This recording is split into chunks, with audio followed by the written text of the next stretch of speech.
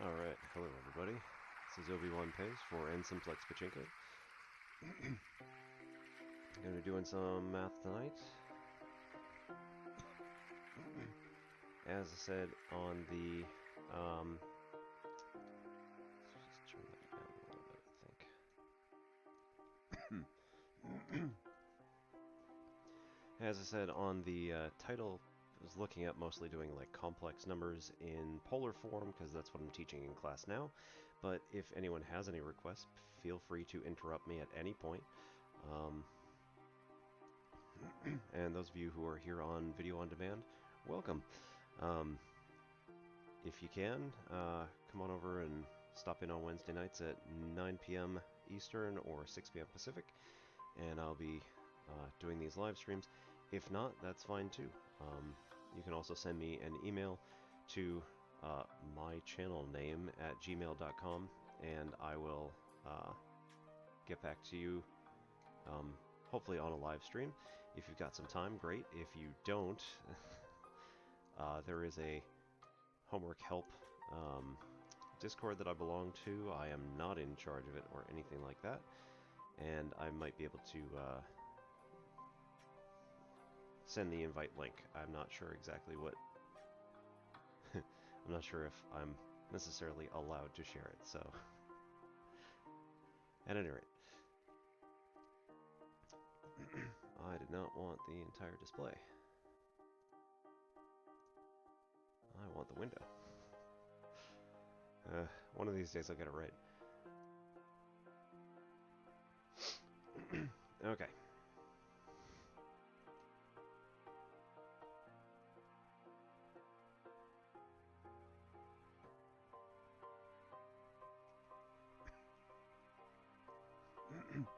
So for anybody who hasn't really been into the world of complex numbers a lot, this is going to be quite a deep dive, and you may not be able to keep up. That's fine. A lot of this ends up needing trigonometry to really understand it, so, you know, if you're not at trig yet, don't worry. It's coming.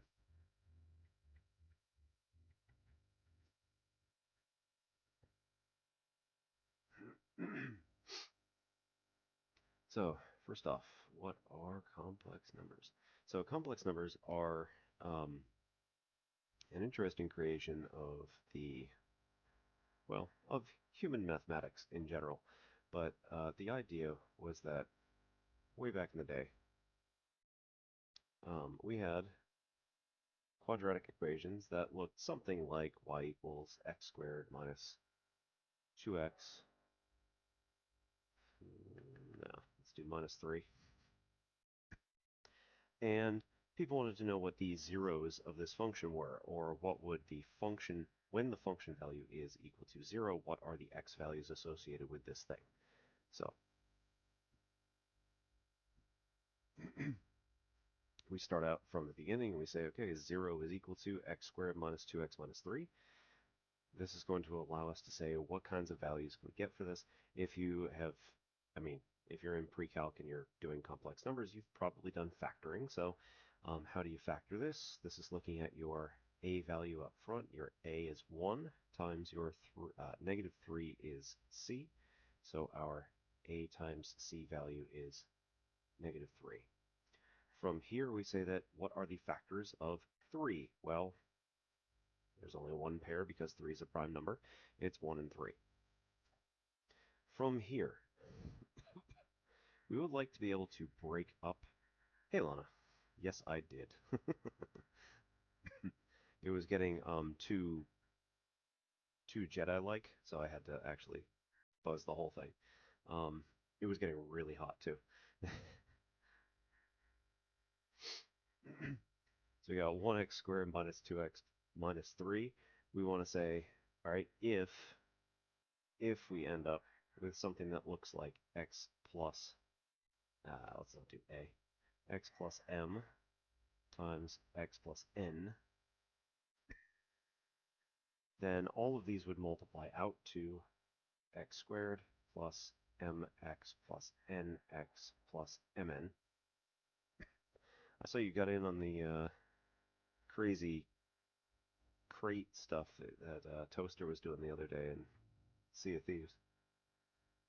X squared plus, parentheses, m plus n times x plus mn. So we factor out an x from the two middle terms by common factor, and that leaves us m plus n in the middle. So what we're really looking at here is we want two numbers that are going to add up to this middle number here, which is negative 2, and multiply mn to negative 3. That's in the case where the a value, the lead coefficient, is 1. So, what two numbers are going to multiply to 3 but add to negative 2? Well, we got 1 and 3 here, and you could probably take a guess as far as what it's going to be, and it's going to be pretty easy. However, I'm one of those people who's like, let's think a little harder about this, because it will not always be this easy. So no matter what you get throughout any of this, what I'm going to have you do is say, okay, we're going to break this down into our factor pairs. Then, the sign that you get here for this negative 2 is going to be based on the sum for m and n.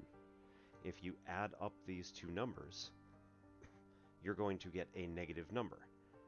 So m plus n is a negative number, which means, well, we have to deduce at that point that m of m and n, the larger of the two, has to be negative.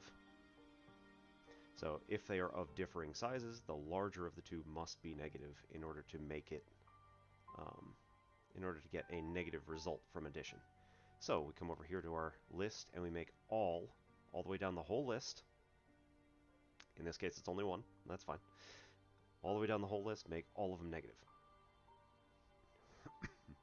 So then we say, if this one's negative, we're going to look at our other sign here. This is the sign we get, or this is the sign we get, when our two numbers are multiplied together, so the product of these two numbers. If the product is negative, that means that our two signs must have been opposite each other. So one positive and one negative. We already have the negative here, so therefore the smaller one must be positive. And all of the ones in this entire line will be positive, going all the way down. Then this means that these are the two numbers we need. So, x squared plus 1x minus 3x minus 3. Now, yes, you could have just said, well, if it was m and n, I could just put it in this form, right? And the answer is yes, this time. Next time that we do this, when a is not 1, it's going to be a little bit more beneficial for you to go this route. So, I very much want to generalize everything.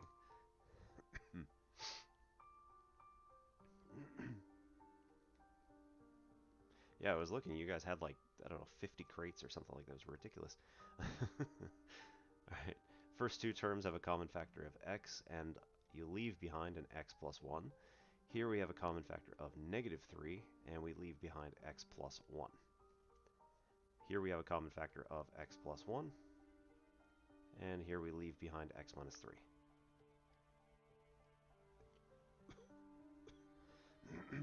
Alright, these are multiplied. When you have two numbers that are being multiplied together and their product is 0, then that means that at least one of those numbers must be 0 itself. So x plus 1 equals 0, or x minus 3 equals 0 are logically required from this statement, or they follow directly. So this means that x equals negative 1 if we subtract 1 from both sides, or if we add 3 to both sides, x equals 3, or x equals negative 1. Sorry, allergies or something else this year. So x could be either negative 1 or positive 3, and we plug it back into the equation, and then we end up getting the correct values that, yes, we see that this does, in fact, get us 0 if we plug either of those numbers in. If you want to do it real quick, fairly easy to do. Alright, well, some of these are not so nice when they do factorization, or you cannot do factorizations. So you end up with something like y equals 5x squared minus 2x, I don't know, plus 3. in this particular case, we are not going to get any pair of numbers, 1, 15, and 3, and 5. We're not going to get any pairs of numbers that are going to add up to -2 when the larger number is negative, and also these signs have the same value. So the smallest number we can get out of this is -8. It's not going to happen, right? We can't reach -2.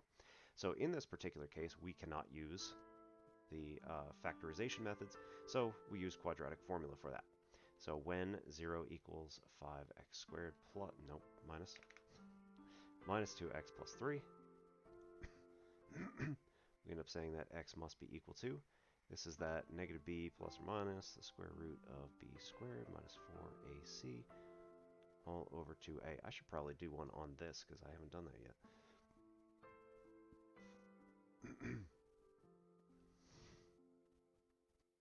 So here we get a -2 in for b.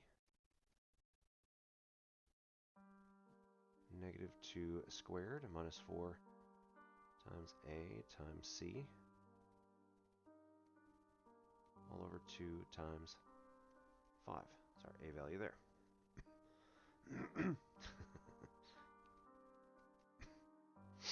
So we get a 2 plus or minus square root. Here is -2 squared is -2 times -2 is +4. Here we get a -4 times a 5 is 20 times 3 is 60, but it's negative. So x equals 2 plus or minus square root of 4 minus, whoop, yeah, right. I can do that now. It's a -56 all over 10.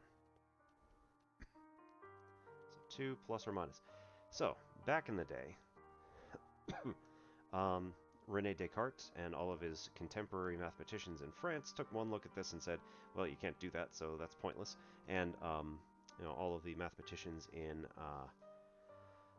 Italy and all sorts of other European countries were looking at this and you can't do this, that doesn't work. The mathematicians in the Middle East had done this hundreds of years before and also came up with the formulation that there wasn't anything you could do here, so it didn't. The major problem was that it didn't actually connect with anything real. Wink, wink, nudge, nudge. So some of the mathematicians that were around said, well, 56, you could actually multiply 4 by 14 to get 56. And 4 is, well, 4 by -14. 4 is a perfect square. So we could take the square root of 4 times the square root of -14 and simplify this somewhat. So we divide by 10 here. This is going to be then 2 plus or minus. Square root of 4 is 2 times the square root of -14 divided by, and we'll just factor 10 into 2 by 5 because that's slightly easier here. We could factor out a 2 from the top. We're left with 1 plus or minus the square root of -14 all over 2 by 5, and then your 2's divide out very nicely. So the x values here were 1 plus or minus the square root of -14 over 5, at which point some of these mathematicians said, aha, now we're done. And there wasn't anything that they could do with them because, again, this didn't have any real connections to the real world and all that. And René Descartes said, I don't know why you people waste your time with such imaginary numbers. And the name stuck. Mostly to his irritation. I'm wondering if the person who actually first started doing it did it on purpose just to piss him off. But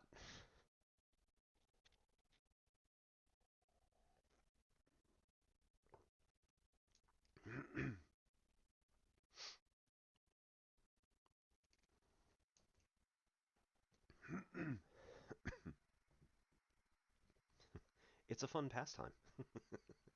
So one of the things that came about somewhat after that was somebody decided to make this an actual notation. And so they took out the square root of -1 and multiplied by the square root of 14. divided by 5, and then they said, okay, well, this square root of -1, we can say, because Descartes gave us that beautiful word, we can call them imaginary numbers. And so this would be 1 plus or minus I root 14 over 5. So that the square root of -1 can become I. And it'll just be this term that's kind of floating around everywhere with all of these kinds of solutions. And again, to Descartes' frustration, this kept persisting throughout the rest of his life. And there were other mathematicians throughout the years who decided that, well, this doesn't make any sense, but whatever, it still is an interesting mathematical theory. There is a series on YouTube of 10 videos called Imaginary Numbers Are Real. And if anybody's actually interested in seeing like the mathematics behind imaginary numbers and where not only just where they come from, but like what uses they might actually have,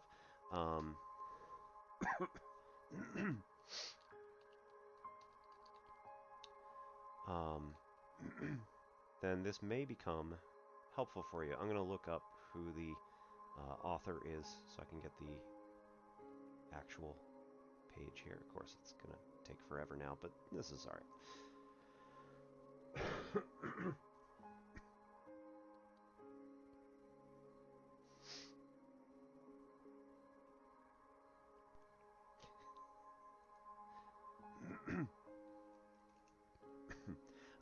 Some of the graphics that you'd actually pop up on YouTube are really fascinating to look at, like what some people have figured out.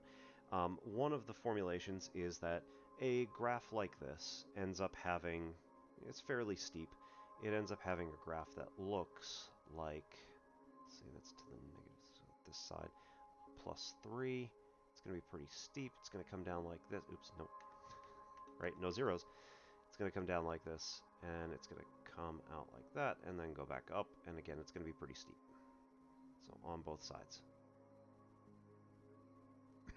So we're going to have something that looks, roughly speaking, like this. And what one of those graphics had done was said, what if, instead of being a two-dimensional parabola, this actually was a cross-section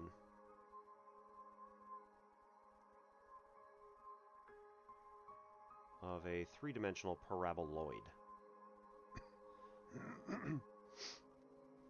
And not just like any paraboloid, but one that specifically ended up having its zero, or its vertex, on this plane.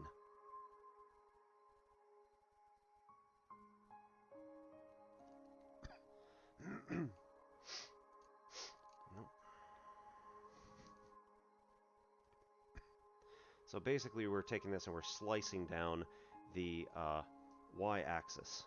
So we slice with a piece of paper, you take this paraboloid, which is, you know, this I don't have a good paraboloid around here. It's not quite, but like, you know, if this came down to a rounder point at the bottom and it was a little less linear, basically we'd be taking something like this glass that would curve in, make a point, and that point would be somewhere on the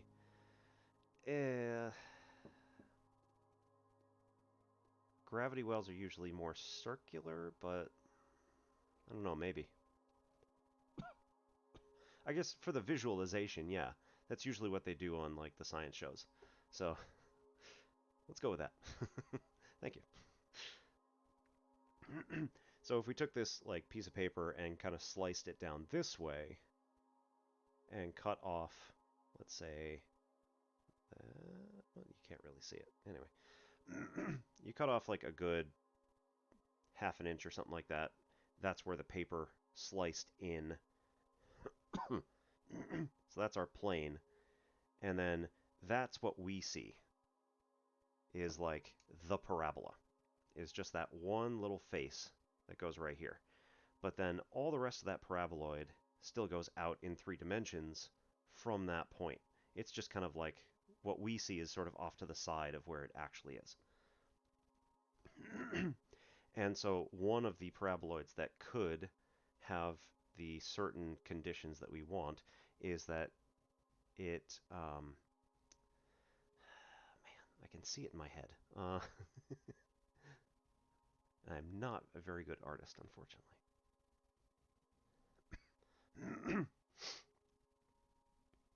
So we had to learn how to draw basic 3-dimensional conic sections in our Calc 3 class.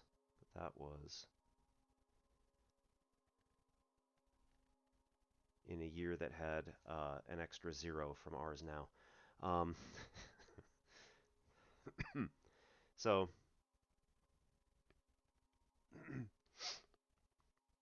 we got something like this, and the parabola that we're looking at is, from sort of a side glanced view, it would be like the paper would cut through kind of this way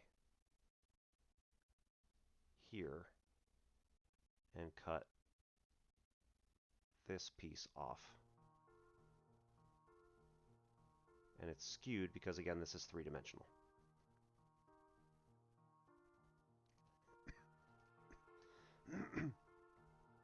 Meanwhile, the origin point is going to be like somewhere way down here.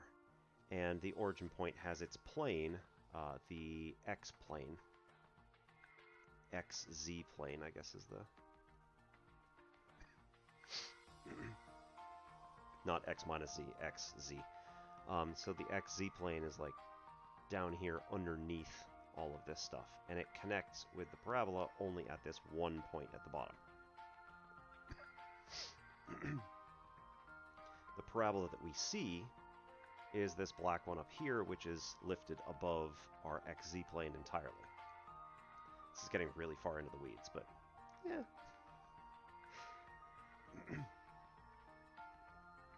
So there are 2 major paraboloids that will both have their vertices on the xz plane and show this parabola as its cross-section in the xy plane.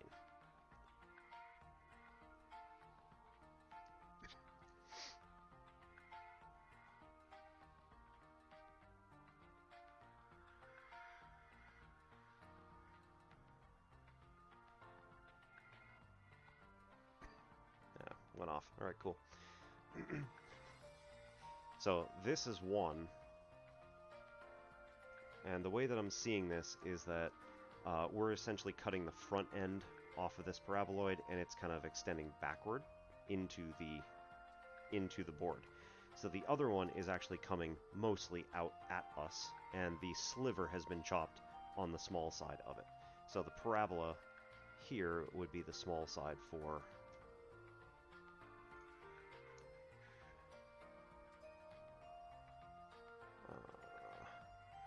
paraboloid that comes down here and is in the foreground.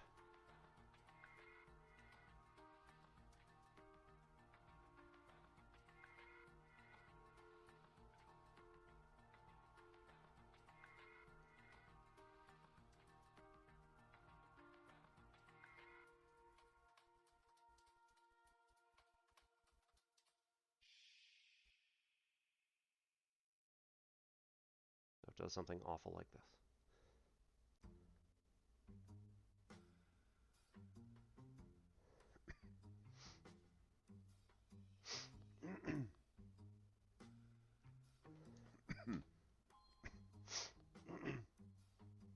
Alright, so because it does something like that, again, these are 2 different paraboloids which have this common parabola in the center, we get 2 possible answers. One of them is the answer 1 plus I root 14 over 5 and the other is 1 minus I root 14 over 5. Or at least the x values are those. And I can't, please don't quote me on it, but I think the way that they talked about it in the videos was that these are essentially the vertices, like the x positions for the vertices that connect with the xz plane.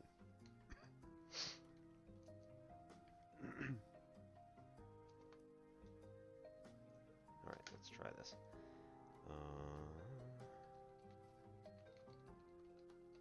Imaginary numbers are real. There we go.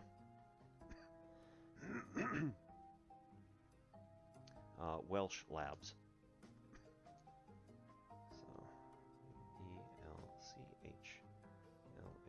ELCHLABS. Ooh, there's 13. Thought it was 10.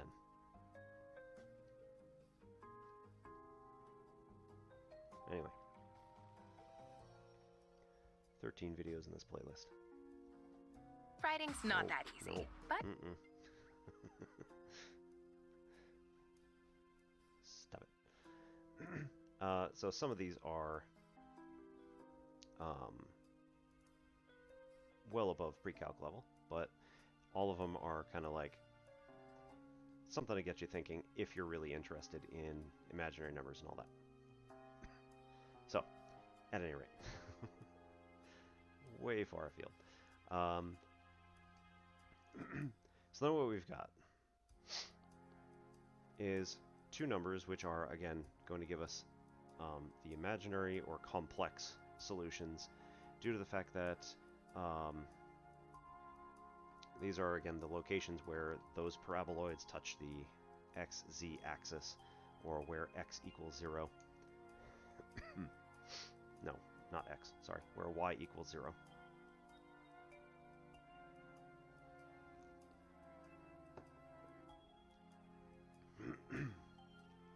Alright, so we're using this I term, which people have been using for quite a long time. Yeah, right there.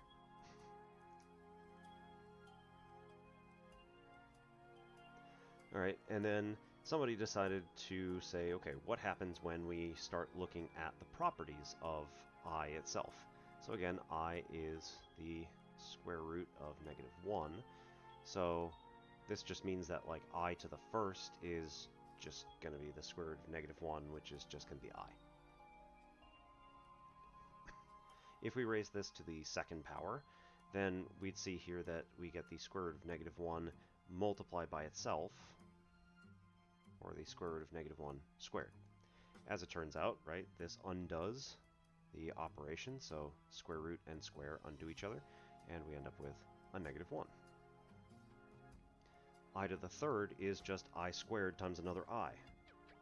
So we end up with a -1 times a square root of -1, or -I. And I to the fourth is going to be I to the third times I again. So here we have -1 times square root of -1 multiplied by itself again. So this is -1 times -1, which is going to get us a +1.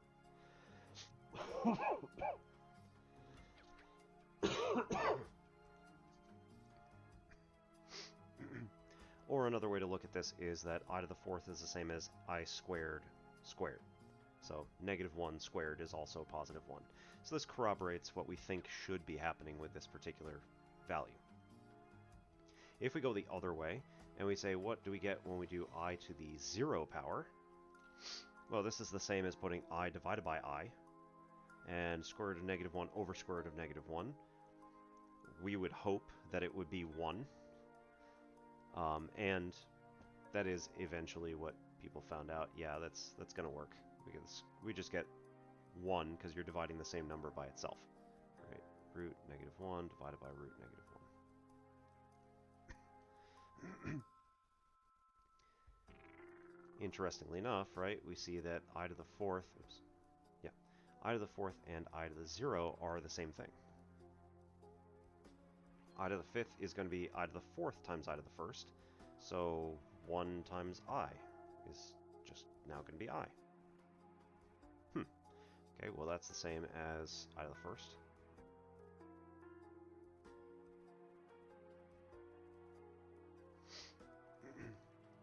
I to the 6th is going to be I to the 5th times I again. So that's I times another I, which is I squared, which is -1. So I to the 6th is going to be the same as I squared. I to the 7th, again, I to the 6th times I. So -1 times I is just going to be -I, which is again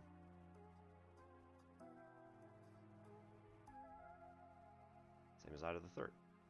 And then I to the 8th ends up being, again, -I times I again. So here we get a -1 times a -1 times I squared, which is -1. So -1 times -1 is +1, which again, we get as I to the 4th.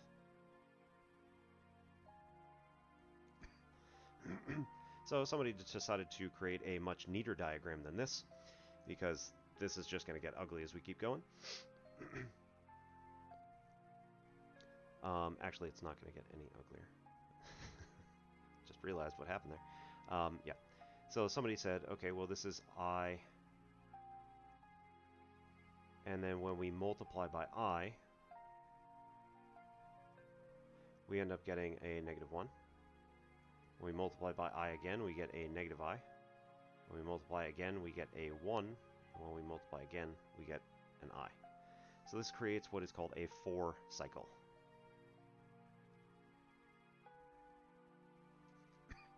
So we end up with getting the same values over and over and over again as we go through and raise the power of I or multiply by I over and over again. You could also reverse the process and say that if I want to divide by I,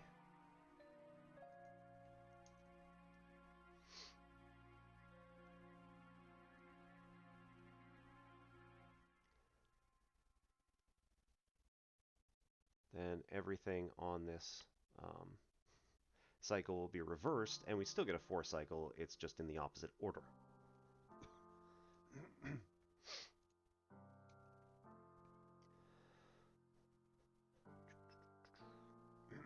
Righto then. So, when we have this 4 cycle with multiplying or dividing by I, this allows us to say that any particular value that we want to get, so let's say I raised to the 3,973rd power, is basically basically a trivial calculation. You might not see that immediately, but that's fine. What we really want out of this is to say, how many times are we going to go around the cycle and just end back at 1 again? And do we really care? And the answer is no. I don't care how many times we get back to 1. I want to know where we end in the cycle. So 3,973 can be broken up into I to the 4th, raised to whatever power this is going to be, times I to something.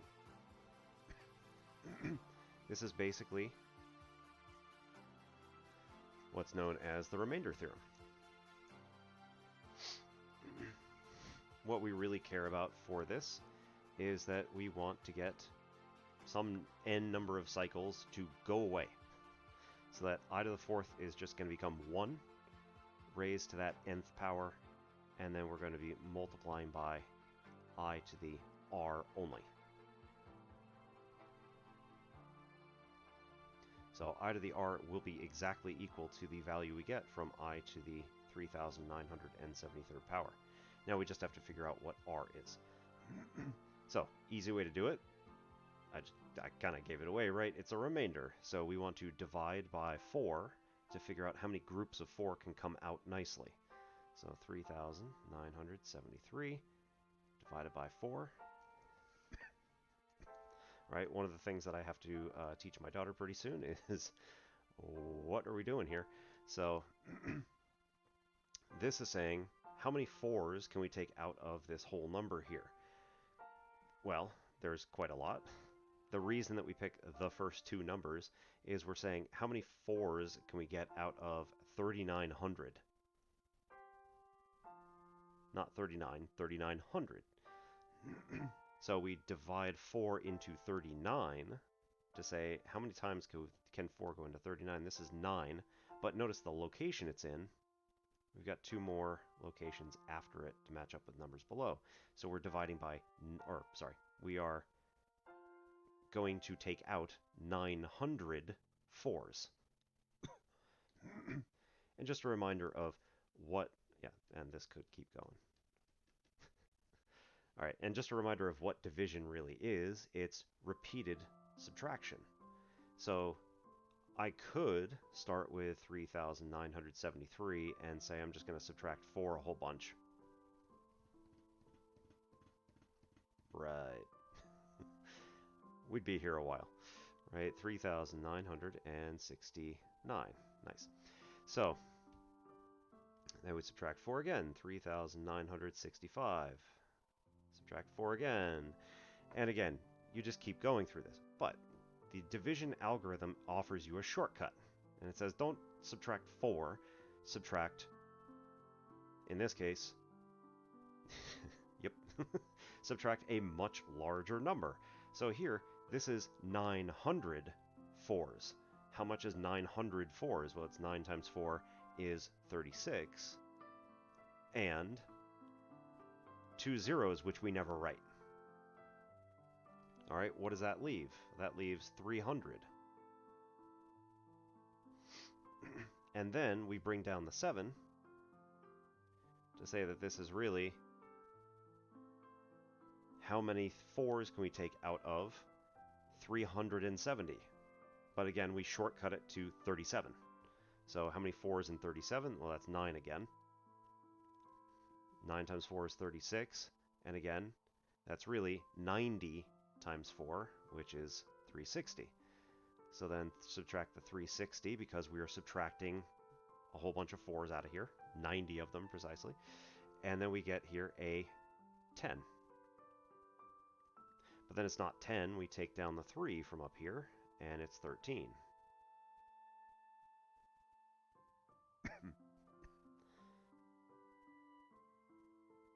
So then we're going to, going to subtract a number of 4s from 13. So how many 4s can we take out of 13? And the answer there is going to be 3. 3 4s is 12, so that comes down here, and then we're left with 1 left over. So we could do either remainder 1 like this, or we could do 993 plus 1 yet to be divided by 4. So 993 and a quarter, or 993 remainder 1. And that remainder 1 is now going to be here.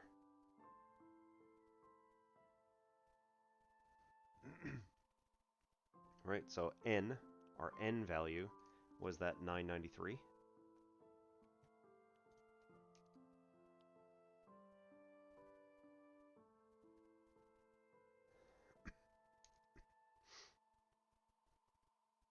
And then r was 1.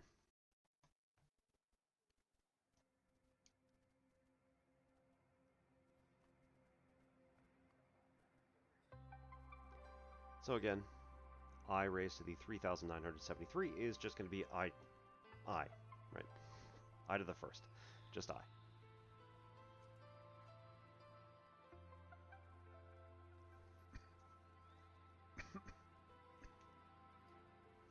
Well, this is, you know, all cute and stuff, but we don't really use this a whole lot, right? Well, somewhat. So later on, somebody else figured out that this actually does come back because at some point we needed to take a complex number and let's say like, I don't know, 1 minus I and raise this to some power. Well, if you look at this, we've talked about this many times on this channel, this is a binomial and it's being raised to a certain power, whatever that might be. So if n equals 0, we just end up with a 1. If n equals 1, we end up with coefficients out front of 1 and 1. If n equals 2, we end up with coefficients out front of 1 and 2 and 1.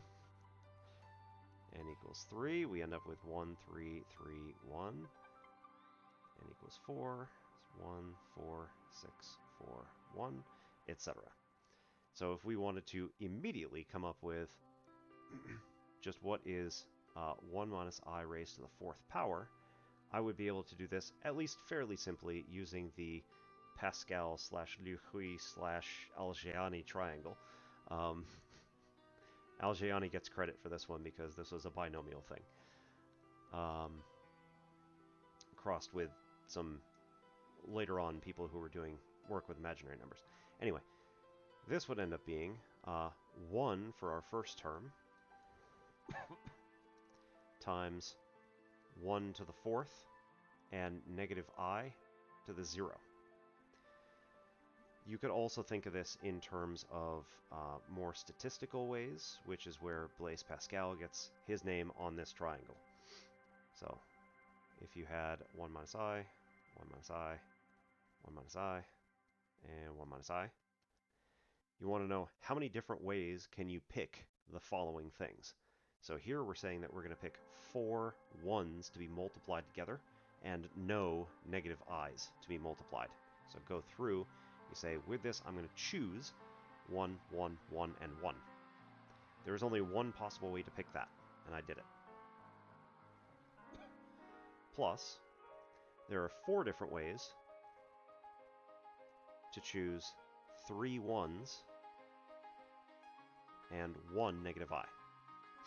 Right? So either I pick negative I first and then 1, 1, 1, or I pick negative I second and 1, 1, 1, or negative I third and 1, 1, 1, or negative I fourth and 1, 1, 1. So there are 4 different ways to do that. Similarly, 6 different ways to choose 2 i's and 2 1s and 2 negative i's. 4 ways to choose 1, 1 and 3 negative i's. That's right on the edge there. And 1 possible way to choose no 1s and 4 negative i's.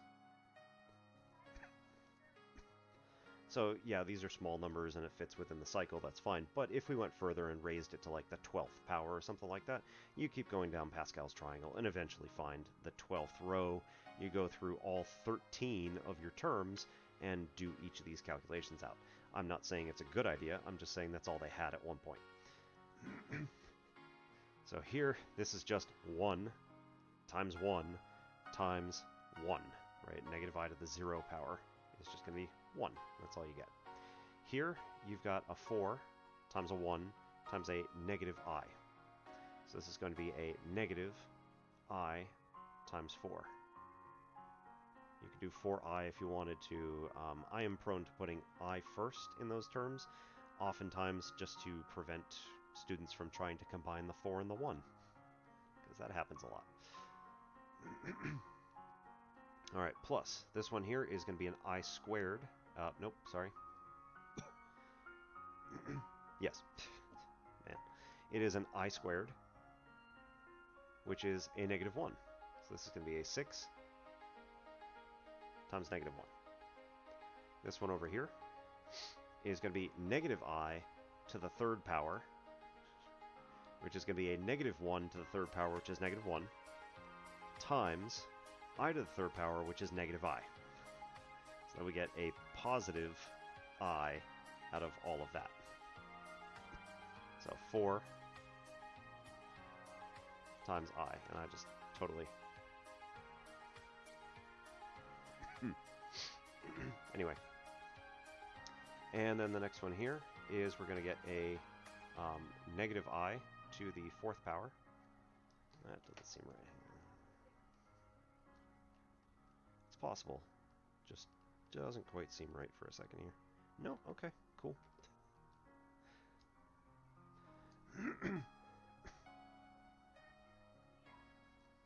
Okay, and that last one.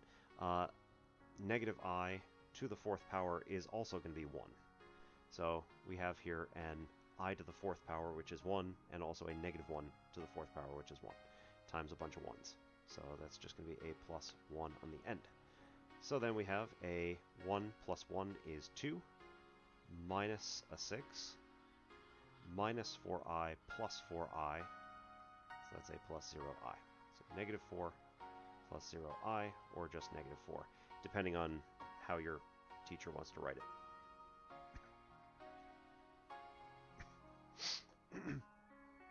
Alright, now, there is a much nicer, much more elegant, and much faster way to do powers of complex numbers.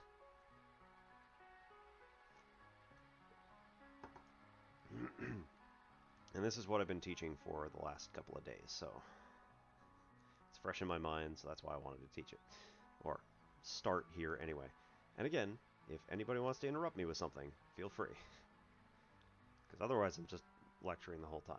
I don't know how I feel about that, but... Alright, so this value, 1 minus I, could also be plotted in a plane. Unlike most of our other, graphs which are x by y, we can still label it x and y, but we're going to label this one our real axis and this one our imaginary axis.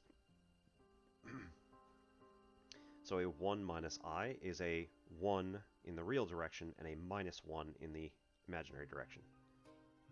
So we're going to end up down here. This, we can say that this is 1 minus I, or we can call it 1 comma negative 1, right, because that works too.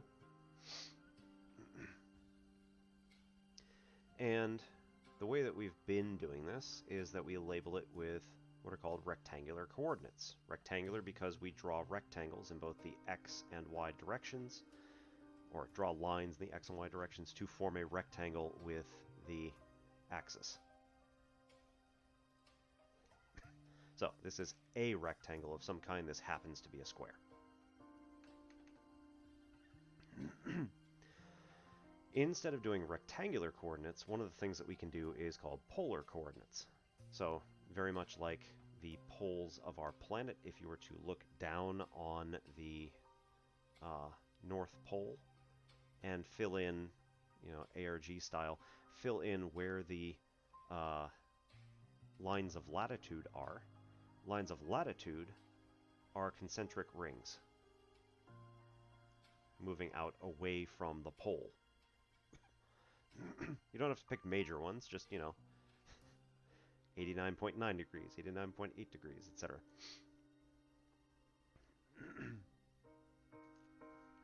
So they're moving away from this 90-degree latitude mark all the way at the top, North Pole. Then what's going to happen here is we're going to look at these as distances in the radial direction. So from 0, from our origin, from the North Pole, we're going to go outward in any direction. If we go a distance of 1 in any direction, we make a circle. We go a distance of 2 in any direction, we make a circle. We go a distance of 3 or 4, those are totally circles. I don't know what you're talking about. We're going to make circles.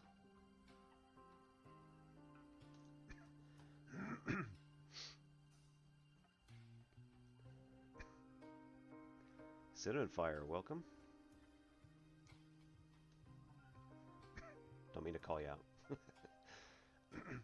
Alright, so we're going to go either 1 or 2 or 3 or 4 distance away from the origin, and we move in the radial distance, or radial direction. This is what we get.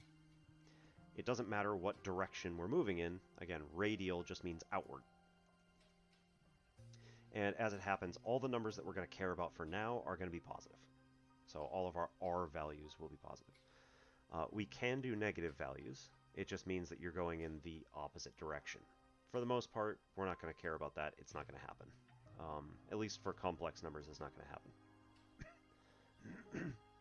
All right, and then the other direction we're going to go is not like an XY direction, but rather an angular direction. So there's not quite an axis, if you will, or rather the axis starts and ends at the positive x-axis and then moves around in a circle. So if you wanted the point r comma theta being like, I don't know, 1 comma pi over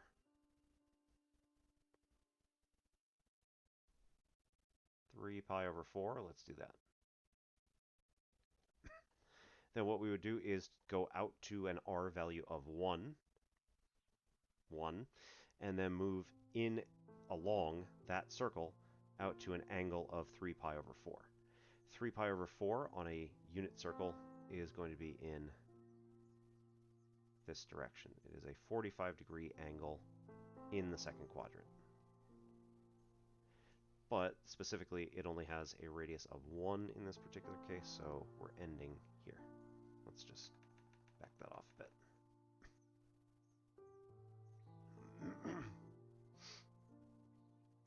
So that's our point, 1 comma 3 pi over 4. Now, if this were a complex number, we could also list this in terms of where its x and y locations are. Well, if we zoom in a bit,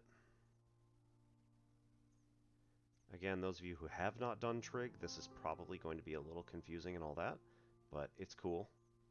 I'll try to explain it. So our positive x-axis is going to be the initial side for all angles. We're coming from here. We're then propagating outward in a angular direction, and this is our value theta, which we said was 3 pi over 4. Right, or 135 degrees if we're going to use degrees.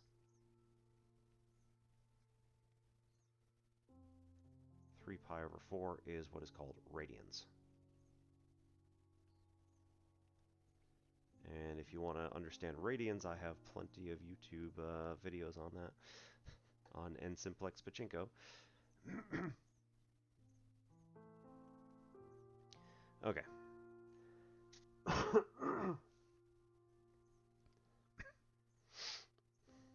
So what we've got here is that we've got this 135-degree angle here, 45-degree reference angle on the inside here. 3 pi over 4 is going to be our radians.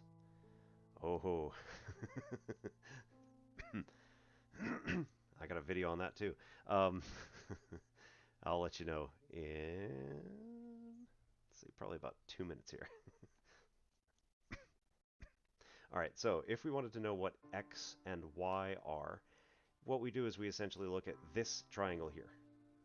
So this is our theta prime. We said that this is going to be 45 degrees. We've got a right triangle because we're dropping an altitude from this particular point straight down. We want to know, let's see, our radius was 1. Yes. Pachinko is the game with the balls. It's actually from this right here. I was doing some work in 3 dimensions on a 3-dimensional, Pascal's triangle or whatever you want to call it. And it turns out that it's in a tetrahedral shape. So your standard, D4, if you will. Is that right on top? Yeah. Okay. So your standard D4 tetrahedron is what is called a 3-simplex. It is a 3-dimensional shape that is the simplest shape you can make in 3 dimensions. So, therefore, 3 simplex. And I was working out what all of the individual, let's see, I can totally recreate it here, it's fine. If you look at all of the rows of the tetrahedron, you end up with one way in which a ball could fall into the top hole, being that you had to put it there. So you get a 1. Underneath this, on a simplex, you're in 3 dimensions now, it connects to 3 other locations. So 1 in back, 1 front left, and 1 front right. So let's move that down a bit. And there's only one way to get to each of these things. You had to fall through this hole, and then when it comes down here, there is a point in the middle where the ball would strike this point, and then essentially there's a decision that has to be made. Not a conscious decision, obviously, but physics-wise, there's a decision that has to be made. In what direction is this ball going to fall? Is it going to fall up, or left, or right? There's an equal probability of all 3 things happening. So when the ball falls through, it's going to bounce either this way, or that way, or that way. Equal probability. Then, inside each of those is another hole, which comes down to another layer, in which there is one way for the ball to fall from the top all the way down to this back one here. And same with this front one here. This ball would have to then fall forward off of this. This ball would have to fall forward or outward off of this point over here. And again, there's only one way to get there from the very top. Then there's another one in between all of these. Yeah, it's okay. I'm probably not great at explaining it either, but I do have a picture, so I'll get back to it in just a sec here. So here, there's also a hole that is between now each of these things. So if you stack oranges, right? So stack a whole bunch of oranges on top of each other, they naturally fall into this tetrahedral shape. There are 2 ways to get to this hole. You would have to fall along the side here and then bounce in here, or bounce through this hole and then bounce out that way. There's another 2 back here and another 2 back here. All right, let me get the real picture, or the slightly better picture.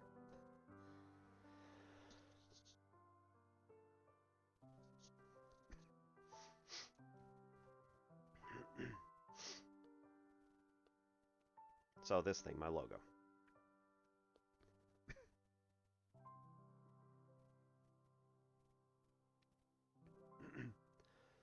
Right, so this is after it falls through the one hole at the top where there's nowhere it could possibly go except through this one hole. It's going to strike this location in the middle of all 3 of these, and it has to go either toward the A direction, B direction, or C direction. Again, assuming equal probability, or you can even put in the probabilities A, B, and C separately as you go through all of this. Then, as it comes through A, it goes and follows this red,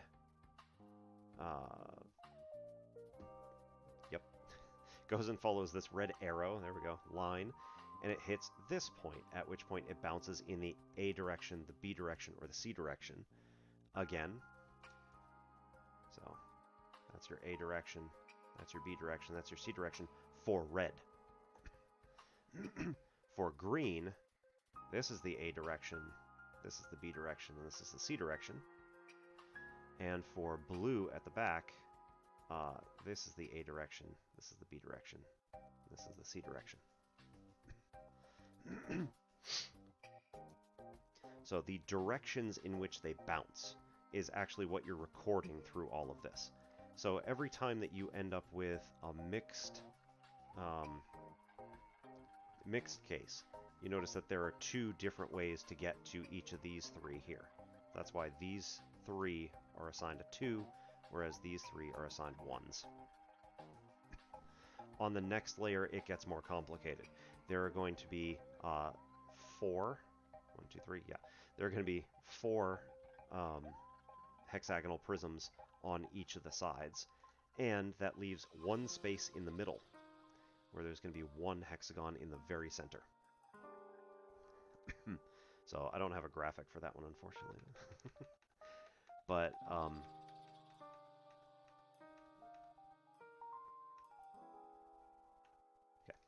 I don't know where I am anymore, so that's good. So on the next layer, there end up... Oh, did I do something bad? No, yeah, okay.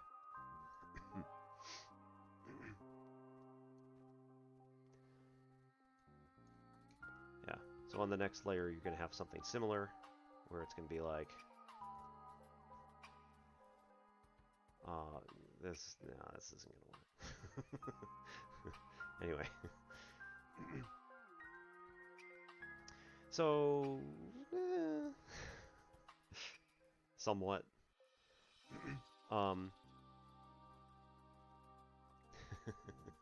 So the purpose that I was finding was to try and figure out if there was like some sort of connection between the physical situation and what was happening in terms of like the sum of all possibilities on each layer.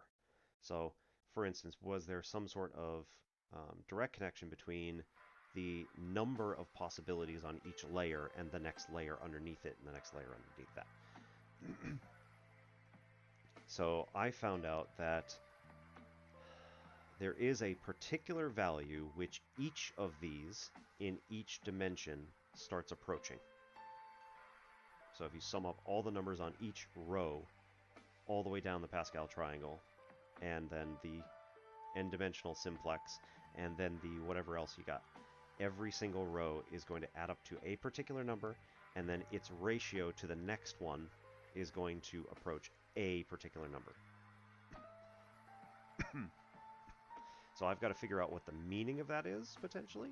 Or I can just start figuring out, like... Right, that's the question, is what real, like, physical situation does that number represent, if anything? And, yeah... That's one of the things about math research, is, like, there's a whole bunch of different ways you can go with it. Either you can think of something completely, like, abstract that has absolutely no meaning or connection to the universe, or you can find something that's super fundamental to everything that exists. But either way, it's kind of like the stuff I was working on is kind of more in the abstract realm, and not necessarily on purpose, but just kind of like, let's see what's out there. So it's a little bit like random exploration. Just, you know, if I come across a use for it, then cool. If not, it was fun.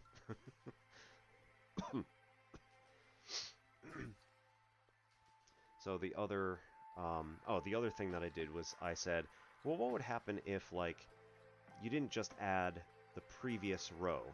So in this particular case, right, you've got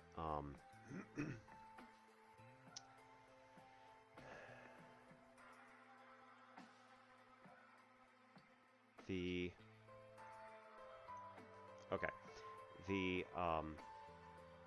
numbers that are in any one particular place end up coming from a maximum of 3 holes above it. In this case, we only see 2 in any one case. So only, again, red and blue, or green and blue, or green and red mix into one particular hole.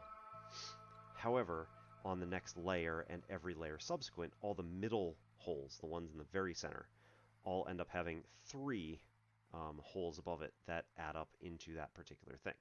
So in 3 dimensions, it ends up working like that. And then I was like, well, what if you didn't just add the numbers that were on the previous one to get the one that's on this one? What if you added the numbers that were there and also the ones above that? So it's essentially doing a Fibonacci sequence where you're adding, you know, to get the next number in the sequence, you want to add the 2 numbers previous to it. So I called it a basically Fibonacci triangle or something like that, where you take the yeah, that's sort of my diagram for that, the 3-dimensional representation.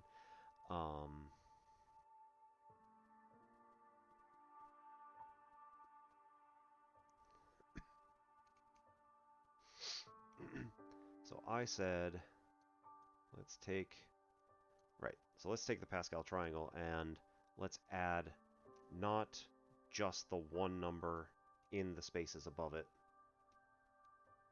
So to get this, here this is a 1 plus a 0. I really could use a hexagonal grid, but 1 plus 0 is going to get us a 1. 1 plus 1 is going to get us a 2. 1 plus 0 is going to get us a 1. Right, so this is how you do regular Pascal triangle. So 0 plus 1 is a 1, 1 plus 2 is a 3, 2 plus 1 is a 3, and 1 plus 0 is a 1. So no matter what you do, all of the numbers around the outside are just going to all be 1s. And then as you go down here, this is going to add 1, 2, 3, 4, 5, 6, 7, 8. That's a useful pattern. 3, 4, 5, 6, 7, 8 down this way as well.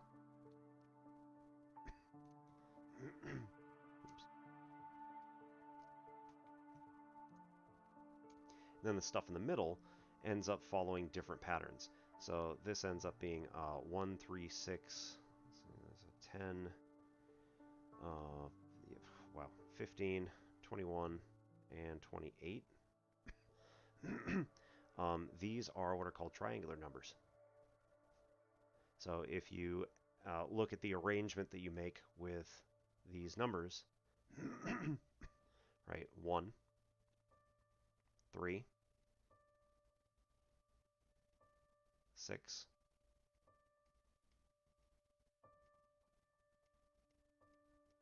10, 15, add 5, add 6, add 7.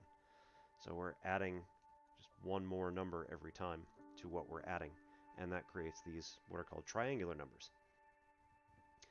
Interestingly enough, creating these triangles is kind of what you can create for the framework. In fact, you probably saw that on the other picture. That's the framework I use when I do a Pascal triangle and start putting in all the numbers.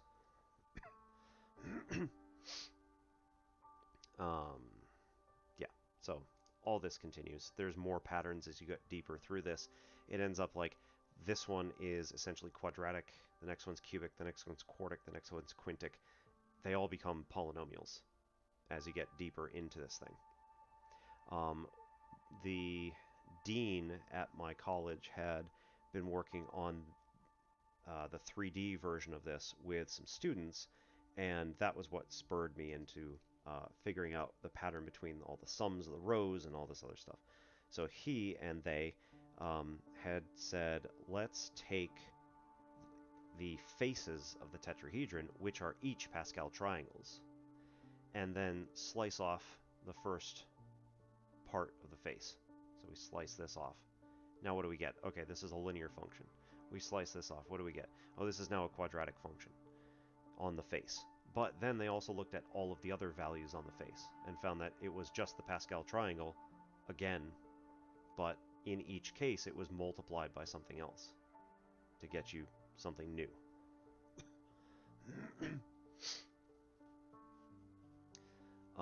The way that I did it again was basically in the opposite direction. I sliced everything this way, and I said, as you go inward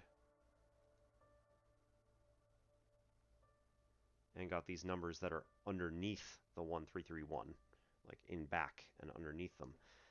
We got 14641 going across, 14641, 14641, and then 3 numbers in the middle here. Let's see, this one was 12 up here.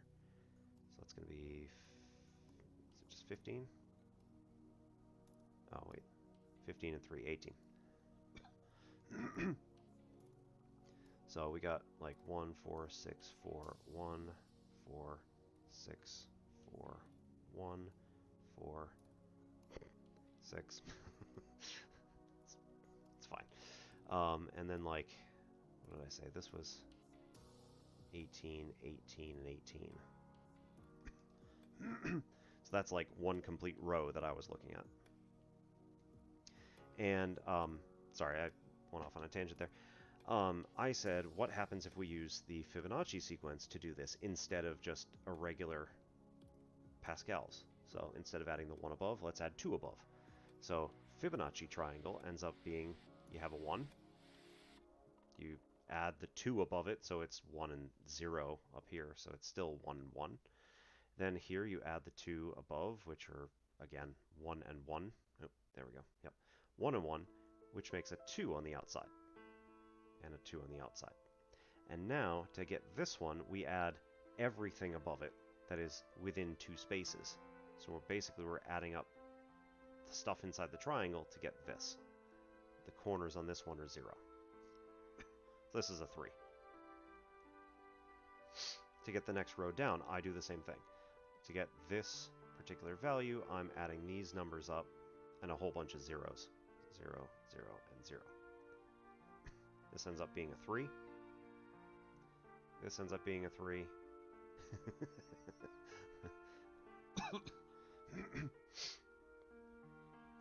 These values here are going to be 3 and 2 is 5, 6, 7. So that's 7, 7, 3. So this Fibonacci triangle ends up being 1, 1, 1, 2, 3, 2, 3, 7, 7, 3, and then it goes on from here. But, interestingly,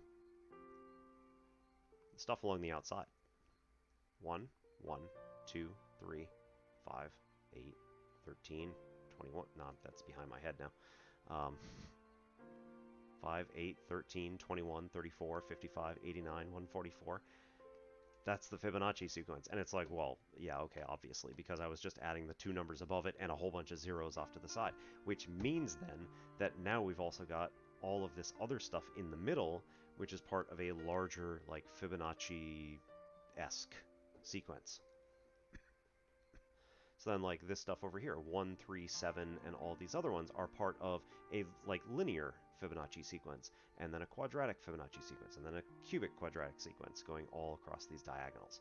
And it's going to start expanding from there. I don't know what other people have discovered or not. So I'm constantly going to the Internet Database of Sequences or something like, I can't remember what it's called. I'll find it later. But you know, a database of sequences, and I will just plug in a whole bunch of numbers, and it pops up with something. And I'm like, okay, well, people have found that, so move on. So I found a whole bunch of interesting things that are out there. But whether or not these particular connections have been made is another thing that I would like to actually do some research on and figure out if it's viable. Because, you know, I can actually publish something. That'd be pretty cool. And I better be careful. I mean, I've only got a few more years until all of the Erdish 2s are gone.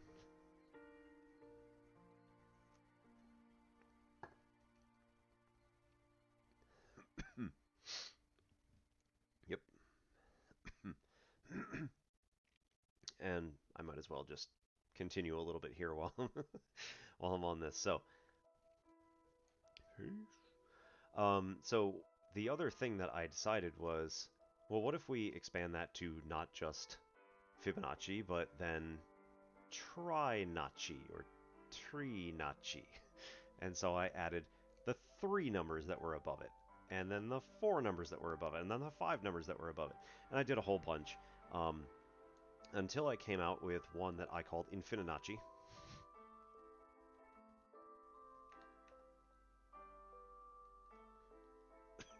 Which is not a word. But I said, okay, every single point in this entire triangle is going to be the sum of all numbers above it.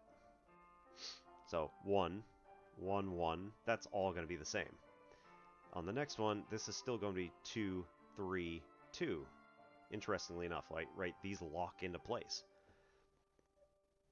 But then the next one down is going to be 2 plus 1. Excuse me. 2 plus 1 plus 1. It's going to be a 4.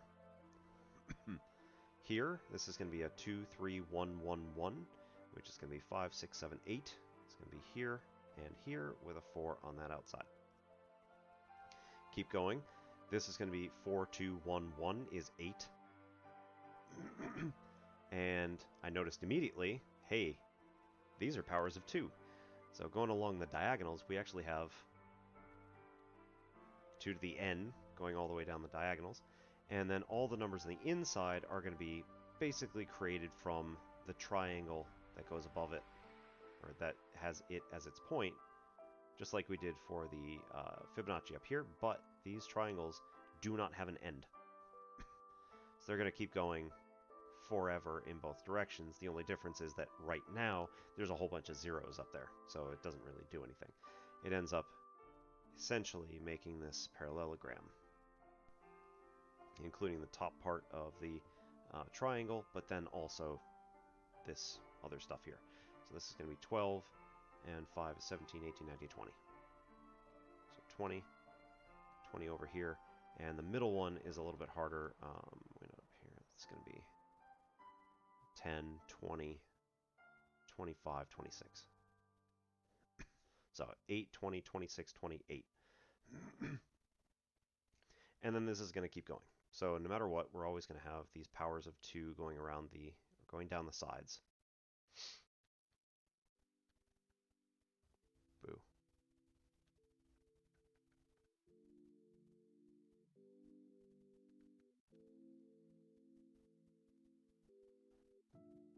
Then we're going to have these other terms that are going to fill out all the middle stuff. And I don't know if there's a particular, it's got to be, again, this has to be like a linear function times apparently the powers of 2, maybe? I don't know. And then I've been playing with, I started thinking like, oh no, I'm going to have to play with Python in order to make this into 3 dimensions, and then sum up all of the rows, and then try and figure out what the ratio of all of the Fibonacci rows are going to be in higher dimensions. So 3, 4, 5 dimensions, etc. I figured it out in 2 because this was not hard. I could do this in a spreadsheet. As much as I hate doing things in spreadsheets, it worked. So, you take the sum of each row. This is 1, this is 2, this is 7, 16, 20, 24. This gets big awfully quickly as well. Alright, so this is going to be 66 and 16, 76, 82. Alright, and then it keeps going from here. If you do this, 82 over 24, this starts approaching a very specific value. And I believe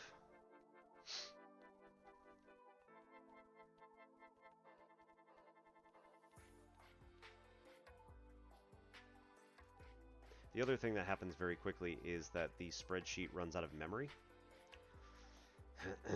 So when you take the sum of stuff, it like caps it out at 13 decimal places or something like that. And so it doesn't actually calculate it, it just finds an estimate.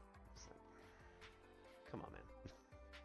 So I need to do this in a proper database and actually be able to have as many decimal places as I need and be able to do some actual mathematical operations with the stuff that's here.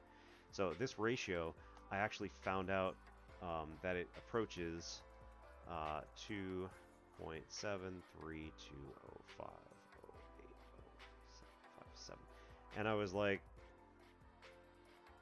I know what that is. That's weird. And it turns out that this is exactly 1 plus the square root of 3. So the ratio between successive rows on the Fibonacci triangle ends up approaching 1 plus the square root of 3. And I was like, that is really cool. I have no idea what I'm going to use this for, but, it's just weird. Yeah, so the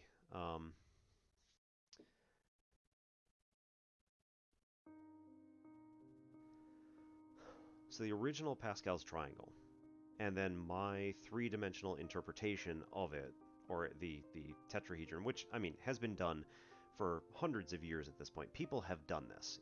I'm not creating anything new, and I'm aware of this. There is a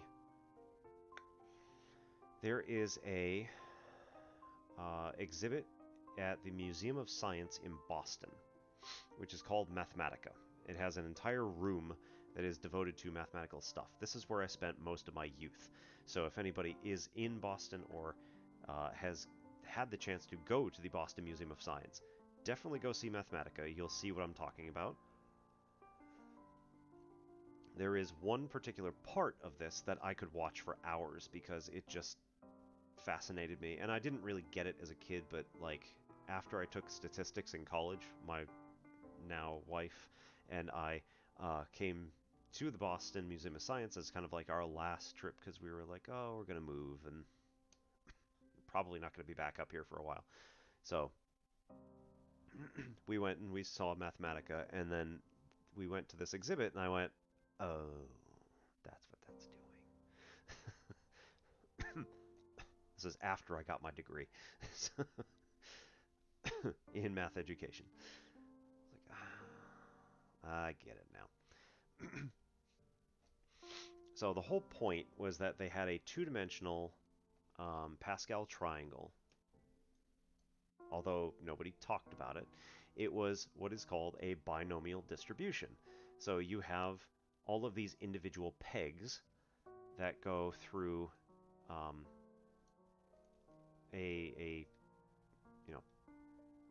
there's like this pegboard that has rubber stoppers and rubber balls, or maybe resin sort of balls, fall through this pegboard. And, this is one of the reasons that I got the name Pachinko for it as well, because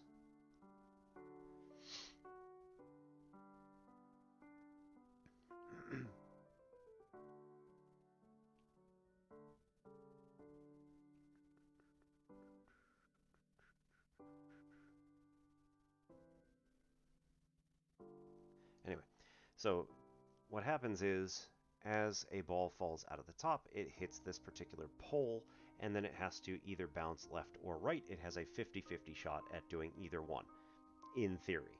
It doesn't really have a 50-50 shot because things can be slightly out of alignment, and they can have momentum coming out of the chute, etc. There's a whole lot of stuff going on there, but the idea, anyway, is that this is going to bounce. It will come down and, in theory, bounce off the center of the next pole. It will then have another 50-50 shot of going either way. This will bounce down, hit this one. It will then bounce again, 50-50 shot of going either way. This one bounces this way, and it continues doing this all the way down until it reaches a catchment basin at the bottom.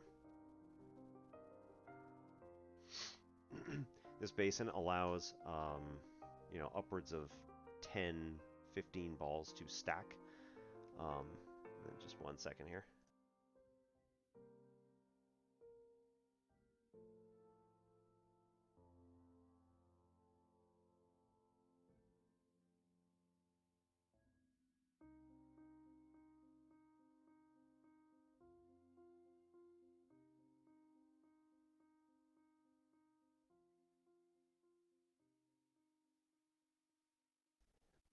Anyway.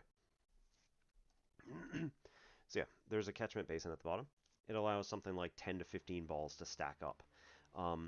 The number of balls in each of the catchment basins almost perfectly every single time matches this binomial distribution curve. This is a binomial distribution curve, not a Gaussian normal distribution curve. It is different. Only just, but it is different. So, here. You could also get this binomial distribution curve if you flip a bunch of coins and then keep track of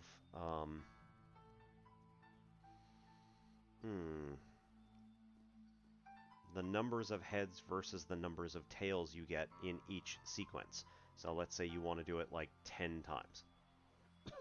So So you do a bunch of trials with 10 flips each. You keep track of how many heads and how many tails you got on each one. You should get a binomial distribution centered around 50%. So roughly 50% heads, 50% tails. You pick an even number, so it's 5 and 5 or 6 and 6 or whatever. So in this particular case, 5 and 5 because it makes 10. So your probability distribution, you will get a whole bunch of them right centered around 5 heads, 5 tails. Or 4 and 6 of each, or 7 and 3 of each will have fewer, but they will still be there, and you might, maybe, have 1 or 2 runs, depending on how many runs you've done, which are all 10 heads or all 10 tails. Very unlikely, but, you know, it's possible. And naturally, 9 and 1 and 8 and 2 are also somewhat unlikely. So the Museum of Science had this exact same distribution, but now with a two-dimensional binomial curve, which shows how this all will fit. I proposed to our engineering department, one of our lab managers was, working on something, and I said, hey, I would be interested in having you build something for me, and gave him the specs for how to do this thing, the tetrahedron. I said, we're going to have, ideally it would be 3D printed. It would have these hexagonal holes in the middle of each one, which gets us this honeycomb sort of pattern. And the ball would drop through each layer, hit the center where these 3 things come together, and ideally it would be sort of like a beveled edge, I guess, so that it would be kind of sharp. Not super sharp, but, a little bit sharp, so it's not going to, like, land and fall on it and stay there. So that would be embarrassing. And then I want to be able to drop steel ball bearings through the top and have them bounce through all of the different paths that they could possibly go. And then at the end, we're going to have a catchment basin at the bottom. So what is that going to do? Well, the catchment basin at the bottom should follow the rules for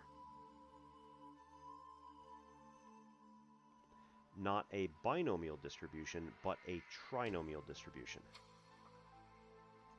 So like I wrote on the other page, it's going to be A plus B plus C raised to the n. So how do all those work? Well, it's going to follow these numbers that I wrote in here.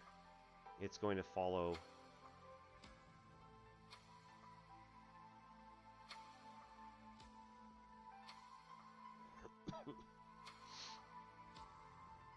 so the probability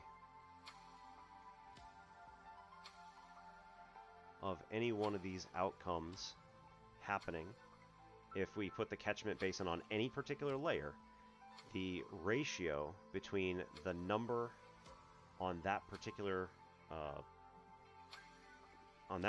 hole to the sum of the entire row that it's sitting on. So in this particular case here, with this 12 in the middle, that's 12 outcomes out of 1, 2, 3, 4, 5, 6. That's 18, 19, 20, 21.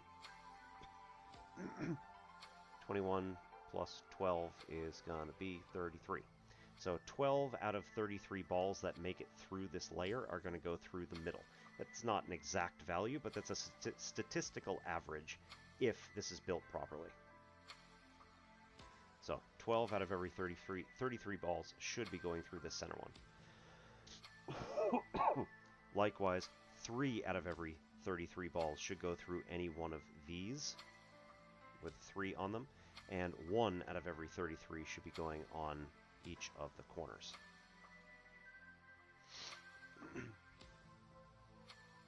Alright, so likewise, this works the same way as we go down each layer.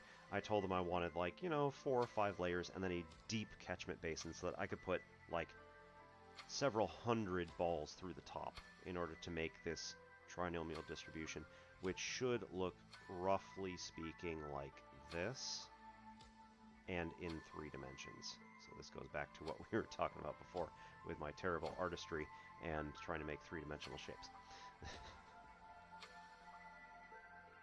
So we should get something that looks, roughly speaking, like this.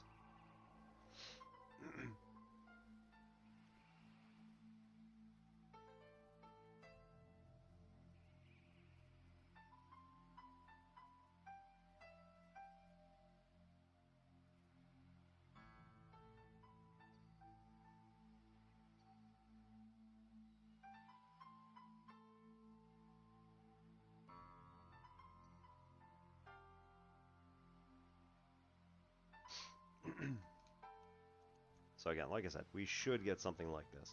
I sent him an email recently because when I commissioned it, it was like, I don't know, 2 months before the pandemic started, and he was like, yeah, I didn't get to it. I'm like, of course you didn't get to it. Don't worry about it. You've been dealing with enough. Yeah, it's not like I have a deadline or anything. This is for fun. And I told my dean about it. He signed off. He was like, oh, yeah, get this thing done. Just, someday. It's fine. Of course, now he's resigning, so I don't know if I still have funding for it. Oh, well.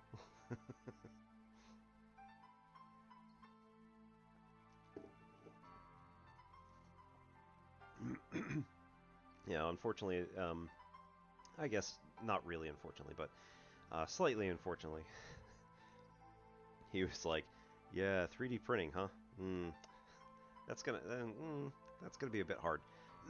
Why don't we do like copper piping and stuff like that? I'm like, could work. But the idea was that the all of the holes, all the prisms that we make out of this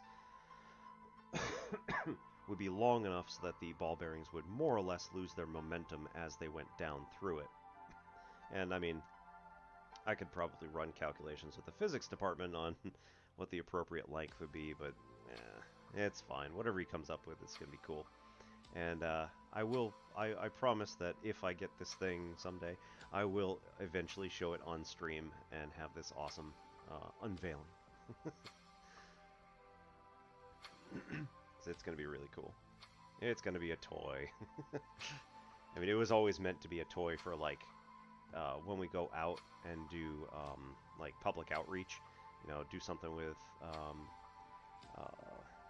like, math on the quad or whatever. Or we had STEM Fest was always our big one over the summer, where we'd meet kids from all over the place. And, all ages. Like, my kids were still somewhat interested, and they were like, I don't know, 3 and, no, not even, 2 and 6, I guess. Obviously at varying levels of interest. And then,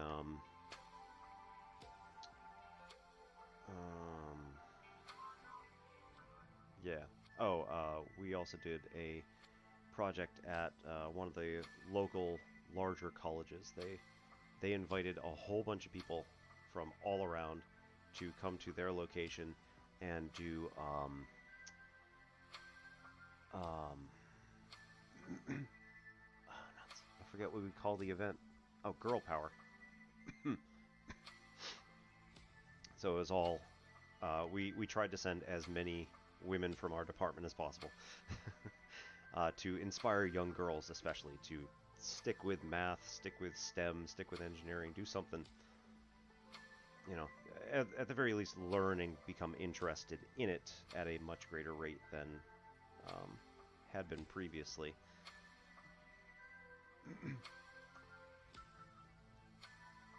So, yeah, we've been doing all sorts of cool little assignments. And public outreach public outreach has always been kind of interesting. Not necessarily the most fun from my perspective, just because I don't know, I prefer I prefer sticking with the people that I sort of know, which also includes my students because I get to know them over the course of the semester. You know, little one-off, like 5-minute, 2-minute conversations, just kind of like, I tend to shy away from small talk. Like, hey, do you want to see my cool thing here? This is, like,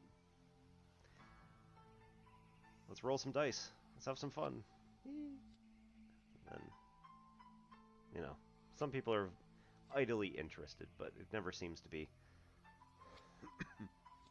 hardly ever seems to be something that we could get a real good conversation on.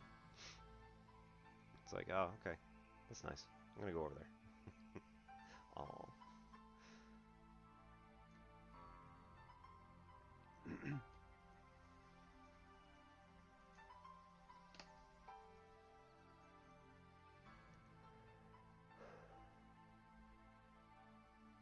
All right.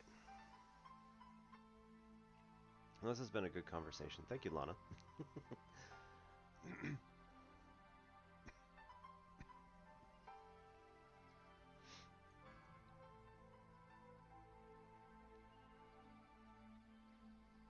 It's kind of sad. I don't know if I want to return to doing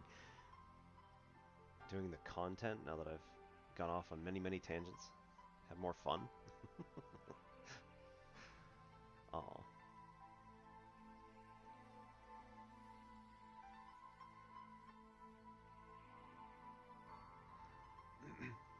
Alright, so real quick. I only got about 20 minutes left before JCM logs on, and I'm probably going to send people over to Jason Charles Miller again. I like to raid his stuff just because he's a musician, and he usually says, "Math, huh? Hmm." It's always a little bit funny. Anyway, he's a good guy. I like his music. And math and music are connected in so many more interesting ways that people never really pay attention to. Anyway. So if we're looking at this particular number, 1 minus I, or 1 comma negative 1 out in space, this is going to allow us to say, okay, we want to get the radius of the, what is the radial distance, r, for this particular point out in space, and then at what angle is this thing going to be sitting. Now again, we know, those of us who have done trig before, know that 1, negative 1 is going to be along a 45-degree angle into the 4th quadrant. So this is going to be a 45-degree reference angle, which means that we can cut 45 degrees out of a full 360 circle to get 315 degrees. So theta for this one is going to be 315 degrees. If we wanted to, we could also decide to show this out algebraically by saying that the tangent of theta, so the tangent of whatever angle this is, supposing we don't know what it is going to get us the y distance, which is negative 1, divided by the x distance, which is positive 1. So negative 1 over 1. Then theta would be the inverse tangent of negative 1, and we know theta is in quadrant 4.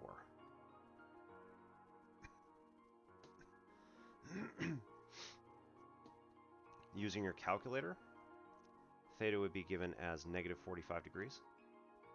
Which again makes sense. We're starting from here and then we're going downward into the 4th quadrant. It's also possible. However, we don't really like to do that, so we add 360 to it to say that our angles are going to be within the first positive rotation. You could decide whether or not you want to do that at first, or if you want to wait until the very end before you correct it. It doesn't really matter to me, but, you know, however your teacher wants to do it, that's probably how you should think about it.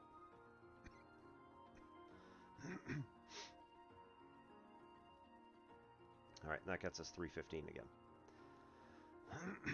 Alright, so from here, then we'd want to say, what's r going to be? Well, if we look at this, we have a right triangle, and our r value is the hypotenuse of that right triangle. So then r squared is going to be equal to our x distance squared plus our y distance squared.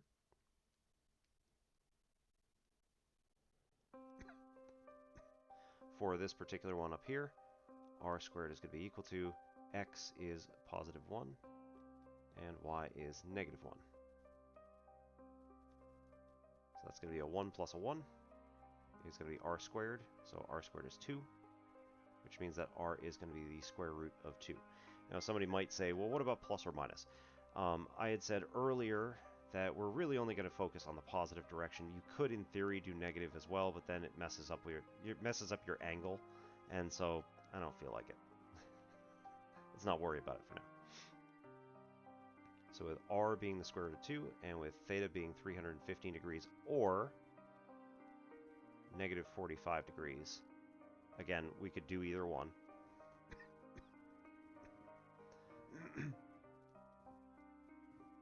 This is going to allow us to write a point for this thing, which was, again, r comma theta equaling root 2 comma 315 degrees. Or we could write this out in algebraic form. We know that this is going to be x plus I times y. And I'd started in on some of the trigonometry earlier, but never actually got that far. Here, even if we just say that our radius is going to be r, so very generic, you would be able to figure out, well, I can get a relationship that involves x, and I can get a relationship that involves y. So y divided by r is the opposite over the hypotenuse of this particular triangle and this particular angle here. So that is the sine of theta prime. And then x over r here is going to be the adjacent over the hypotenuse, so that's the cosine of theta prime. Interestingly enough, this is also the same as the cosine of just theta, when you take into account that it is on the outside of the triangle, but also that this was the angle that it took us to get here. So as long as you remember that this is in the second quadrant and the cosine value is actually a negative value, then yeah, you get the same thing. And the sine of theta is going to be the same as the sine of theta prime. Again, remembering what quadrant you're in. Well, we have an x and a y here, and we want everything to be in terms of r and theta. So what we can do is say, well, let's solve for x and let's solve for y in these equations here. So this is the sine of theta equals y over r. Get y by itself, so multiply both sides by r. R sine theta is equal to y. This divides out. And then we have, again, cosine of theta equals x over r, multiplied by r both sides. That one gets rid of that. This is x equals r cosine theta.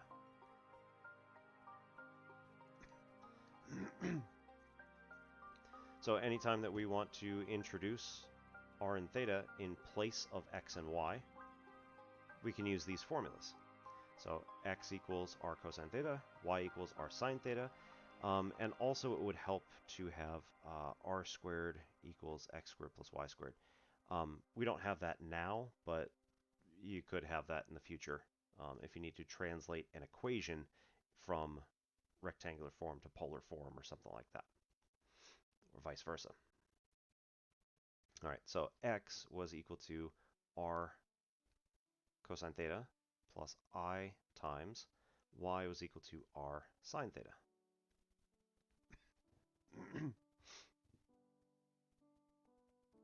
So your complex number z is going to be equal to these things in rectangular form and in polar form.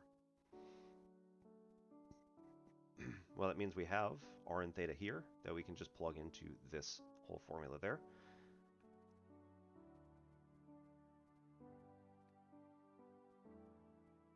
So this says that r cosine theta is going to be the square root of 2 times the cosine of 315 degrees plus I times the sine of, nope, forgot it, root 2 times the sine of 315 degrees. This is our complex number again.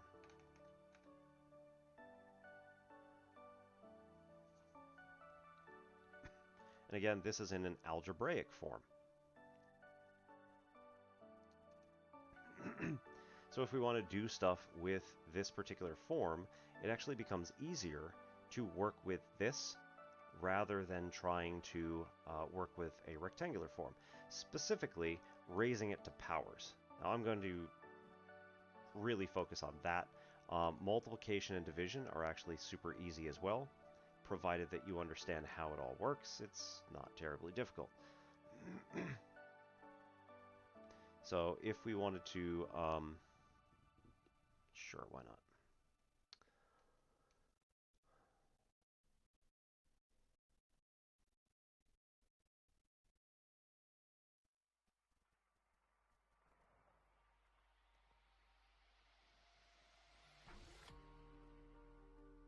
If we wanted to look at this in terms of two particular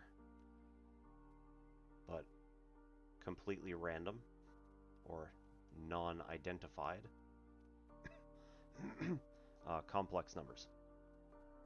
So I'm using R1 and theta 1 and R2 and theta 2 to represent the R's and thetas for those particular angles, whatever they might be. If we wanted to multiply Z1 by Z2, we're going to get R1 times cosine theta 1 plus I sine theta 2, theta 1 times R2 cosine theta 2 plus I sine theta 2. Alright, we can take this, we can rearrange in what order we multiply stuff. So I'm going to take the R1 and R2 and multiply them separately. And then cosine theta 1 plus I sine theta 1 times cosine theta 2 plus I sine theta 2.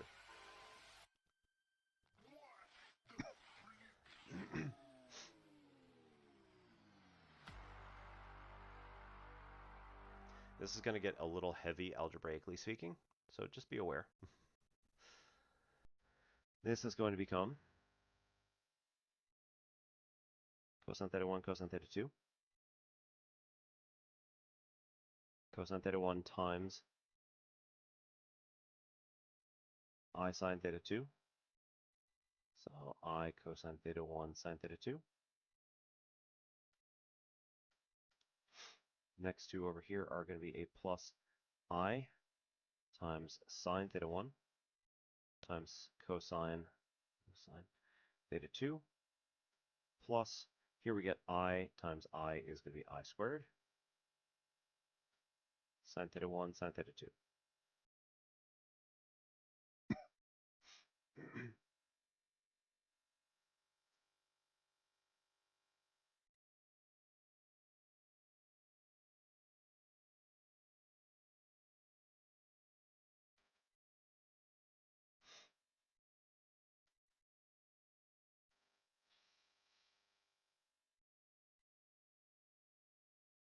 So R1, R2 times the quantity. This is going to be cosine theta 1 times the cosine of theta 2.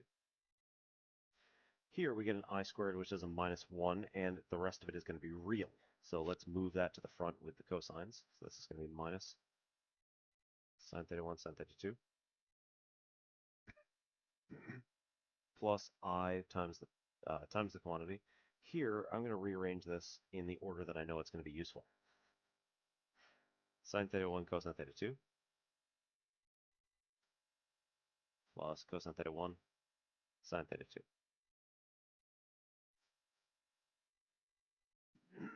All right, why did I do that? Because cosine theta 1 cosine theta 2 minus sine theta 1 sine theta 2 is sum formula for the cosine of theta 1 plus theta 2. Plus I times sine theta 1 cosine theta 2 plus cosine theta 1 sine theta 2 is the sine formula for the sum of angles.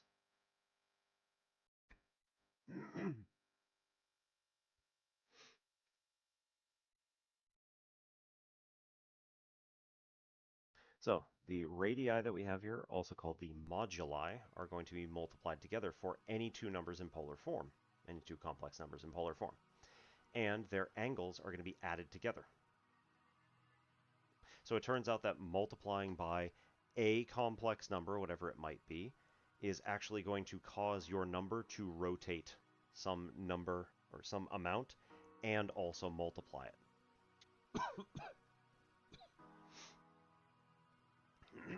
Again, depending on what your r's are and depending on what your thetas are. So multiplying by a complex number is the same as rotating and multiplying radially. So this is something that's really important, especially when you start looking into linear algebra and like graphic design. So people who are doing graphic design need to look at the fact that, like, if you want to rotate something, you're actually multiplying this thing by some sort of matrix, which is essentially doing the same work as a complex number. So you're multiplying all those individual positions in polar form by a complex number to rotate them around and or expand, contract them. All right.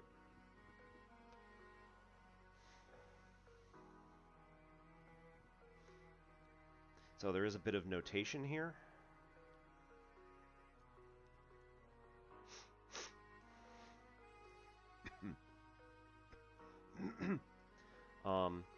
Any complex number z can be written as r times the cosine of theta plus I sine of theta.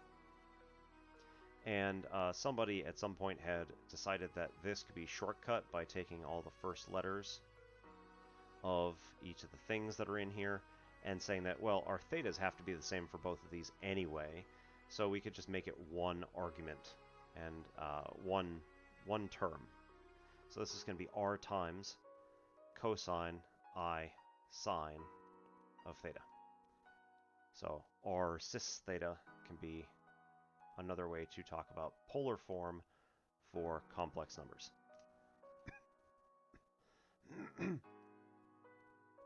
And again, this also means that if we want to use this on this above stuff, then we're going to get r1, r2 times the cis of theta 1 plus theta 2 is going to be equal to r1 cis theta 1 multiplied by r2 cis theta 2.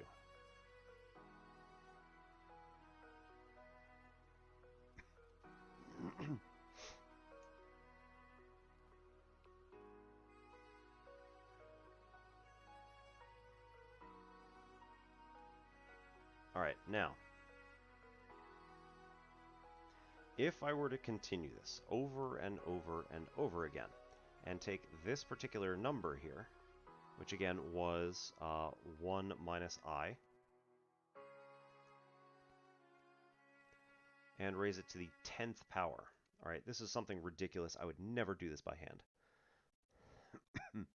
Unless I know the polar form, which I do.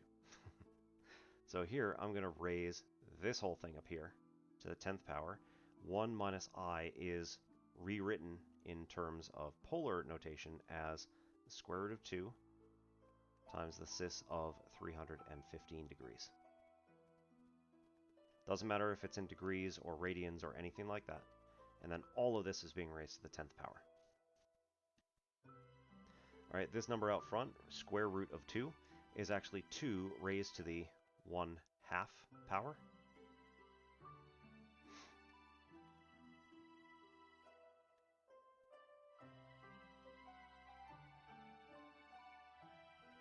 And again, all this is raised to the 10th. This is going to cause us to multiply all these things in. So this is going to be 2 to the 1/2 to the 10th times the cis of 315 to the 10th.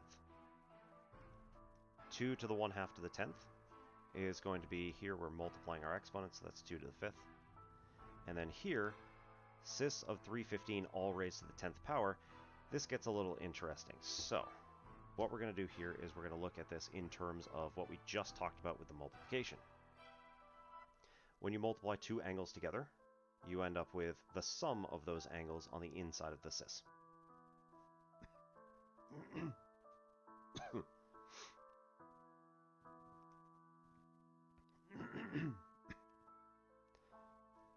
So r cis theta raised to the nth power is going to be, we saw already, this is r to the n, so 2 to the 1/2 to the 10th, times,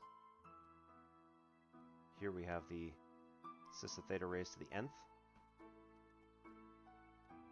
which has a shortcut, so we'll come back to this in just a second.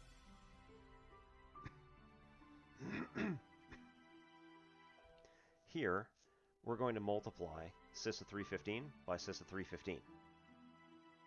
So we're going to add those two things up, and we're going to get 2 315s.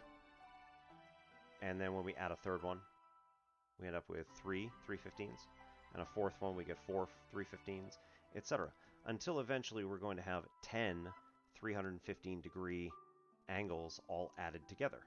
So repeated addition, we're just going to make this cis of 10 times 315 degrees. So it becomes a multiplier on the inside with the angles.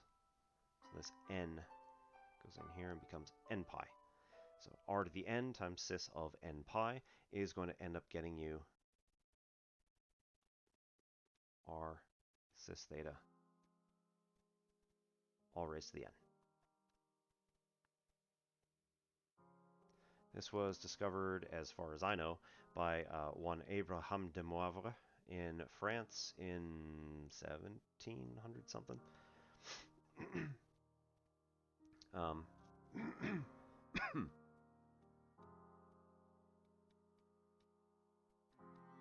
So, I hear this called de Moivre's rule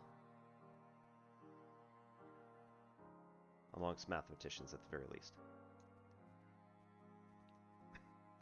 So this ends up with 2 to the 5th times the cis of 3,150 degrees.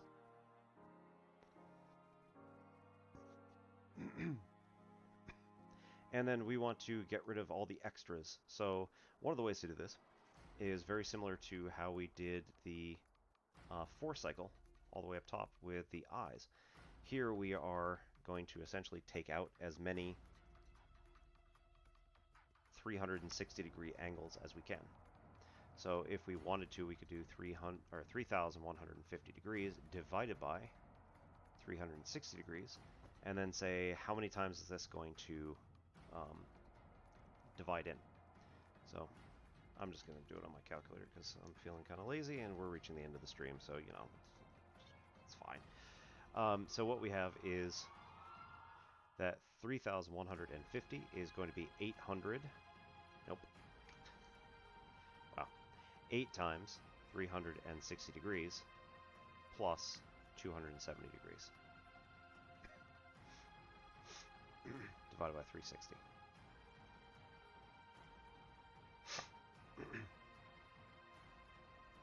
So again, we're going around 8 full times, but who cares? Doesn't matter. And then we have 270 degrees left over. So this is our remainder, and this is what we want for the inside of this thing. 270 degrees inside of this cis function multiplied by 2 to the 5th.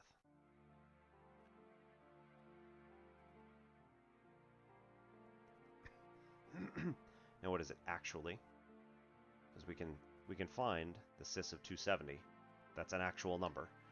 So let's figure out what it is in rectangular form, which also is a good reason to do this, because we started in rectangular form, so we probably should end in rectangular form too. So 2 to the 5th is 32 times, here we have the cosine of 270 degrees plus the sine, I sine, of 270 degrees. Cosine of 270 degrees is 0. And I times the sine of 270 degrees, sine of 270 is -1. So here we're going to get 32 times -I, or a -32I.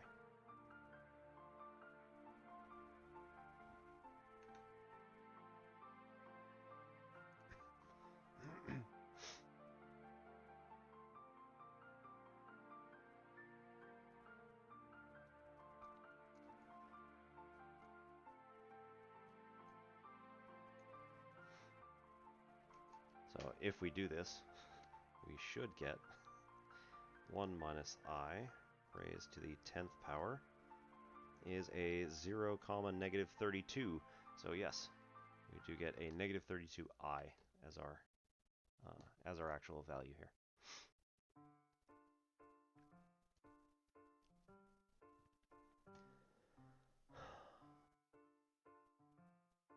Alright, there is one last thing that probably you should know about.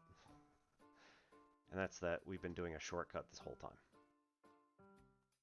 Which does not work very nicely if you expand this out to find the next little bit. So let's say that we want the cube roots of 8. And yes, I did say cube roots of 8. Normally, you look at this and you say, well, the principal value of this is going to be 2. So that's it. But here's the thing. This is not the only number in the complex plane where when you multiply it by itself 3 times, you end up with a value of exactly 8.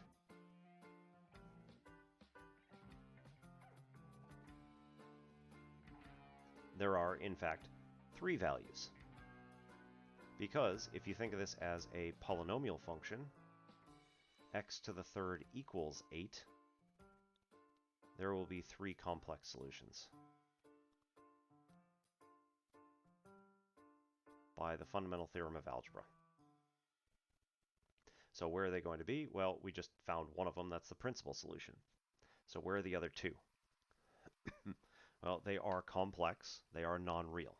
So you can't actually find them by doing just stuff by hand unless you know how to find them, right? Or you find something specifically like our polar form. So 8, or 8 plus 0i, is going to be equal to 8 cis 0 degrees. How do I know that? Well, 8, positive 8, is along the positive x-axis at a distance of 8. Since we're not deviating up and down at all, it's direct straight line distance. So here, this will have a radius value or a radial distance of 8, and it will be along the positive x-axis, which is a 0-degree angle.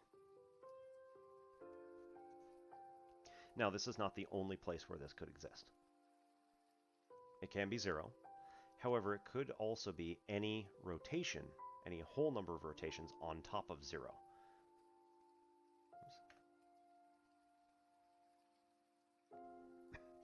So, 8 cis 0 degrees plus 360 degrees n, where n is a whole number. N could be any integer we want to make. Alright, so then we wanted to know what was the cube root of 8 cis parentheses 0 degrees plus 360 degrees n. So cube root. Cube root, we raise it to the 1/3 power. Oh, look at that. It's a number that's being raised to this thing, so we can use de Moivre's rule. That's it. So we end up with 8 to the 1/3, which we know is 2 by the principal root stuff. And then we've got also the cis of 1/3 times the quantity, 0 degrees plus 360 degrees n. which is going to be 2 cis. 1/3 of 0 is still 0, and 1/3 of 360 degrees n is going to be 120 degrees n.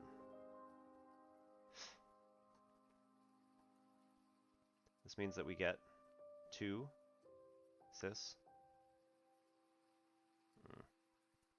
Let's back it up.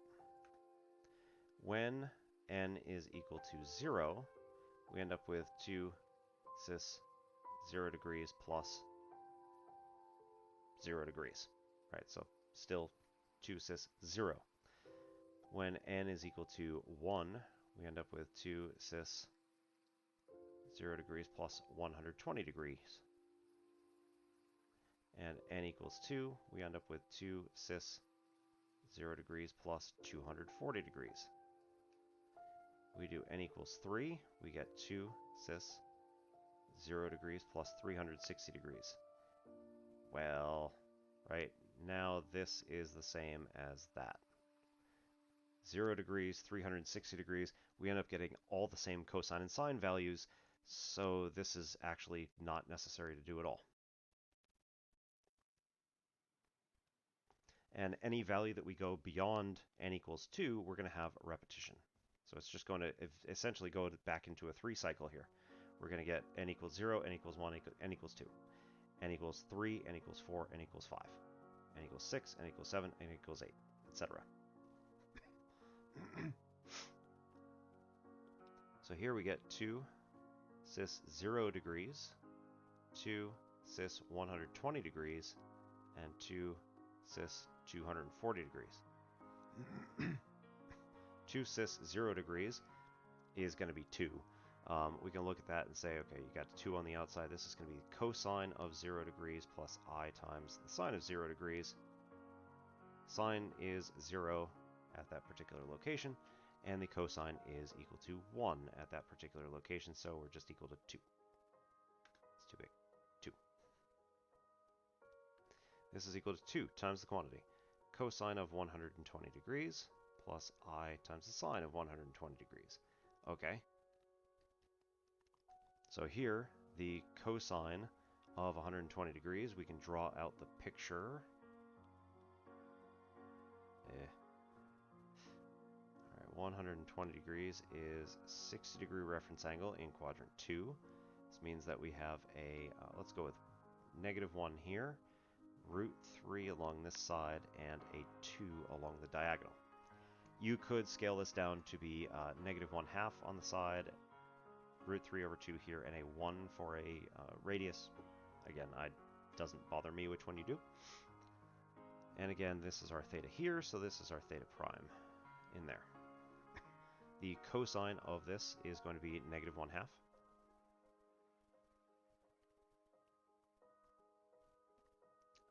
Times 2. Curses. All right, 2 times -1/2 is going to be a -1. And here, a sine of 120 degrees is going to be root 3 over 2 times 2 is going to be, root 3 over 2 times I. Times 2 is going to be a plus I root 3.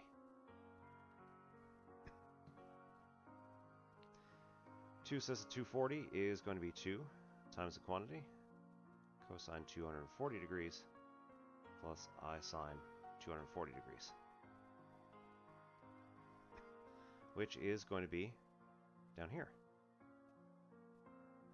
Same basic angle, the only difference is that the y values are also negative now.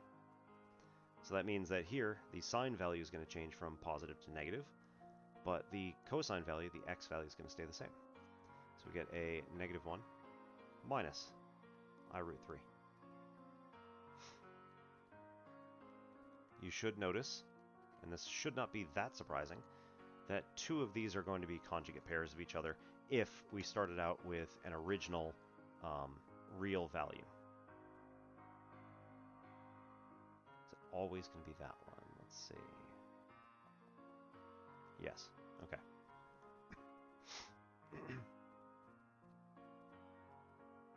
So as long as you start with a real value, you're always going to end up with some complex conjugates amongst all of your solutions. Anything that is not complex conjugate will be a real value. So you get a 2 here.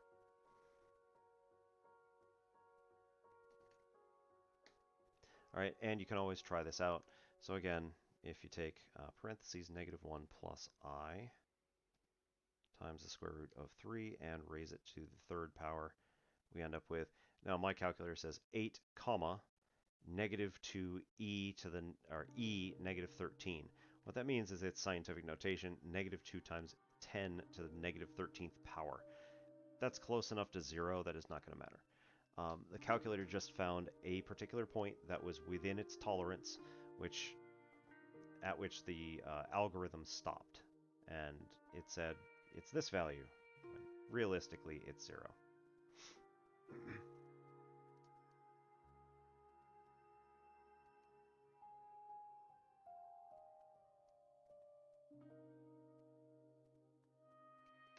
Alright, so these two solutions are complex conjugates of each other.